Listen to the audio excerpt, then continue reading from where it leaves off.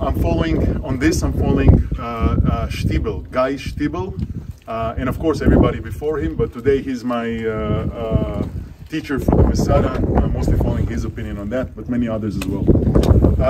He's the latest one. Let's say it like this.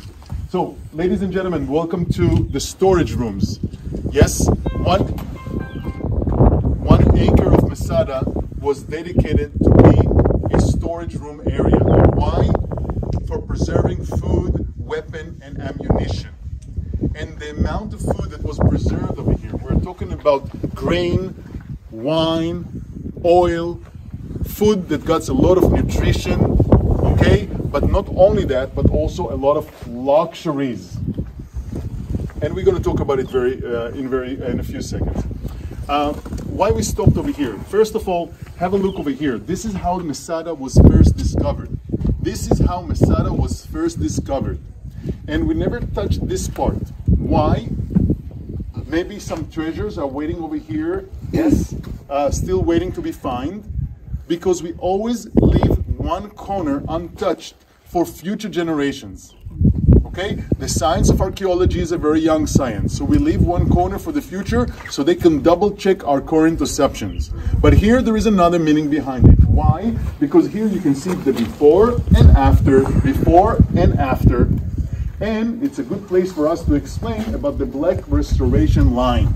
So as you already know, I'm just going to repeat it again, the nature of any archaeological excavation, the moment you remove the earth, it was sealed for 2,000 years. You remove the earth, you expose it to the elements.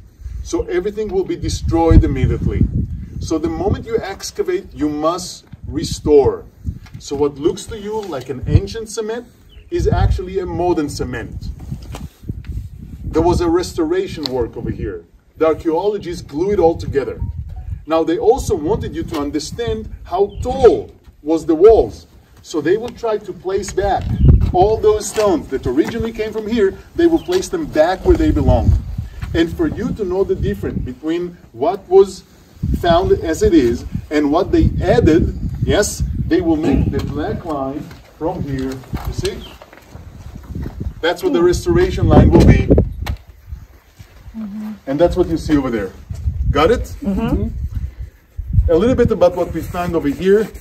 We found things that testify for the wealth and power of Herod the Great and also his character. First, we know the title, Kings of Judah. Second, we know he liked to be more Roman than the Romans. What you eat is what you are. So we found 400 gallons wine shipment from the campus of Pilineum in Spain. Okay? So somebody sent to Herod the king of Judah the entire harvest year of 29 BC. Excellent harvest year. So the king actually had his own private wine from the field of Pilineum. Okay, so when you come here as his guest, he will serve you his wine.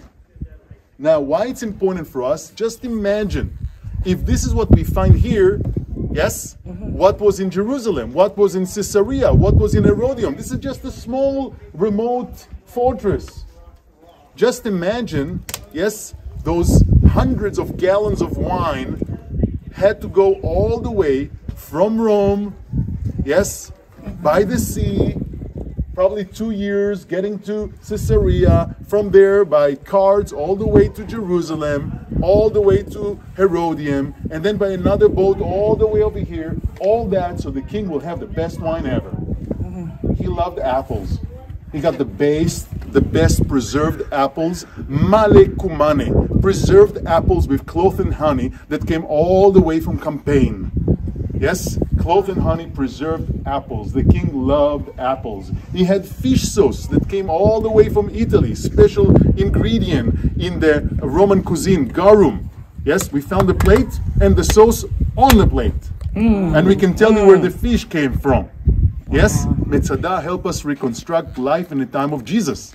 And we found, and we're going to end with this, a shipment of lettuce. Why you need lettuce? And that's a theory again by Stiebel. Yes, lettuce, latte, if you cut the head of it, you will see milk coming out. And lettuce is a sleeping medicine of the ancient world. Yes, don't try it at home on your husband, please.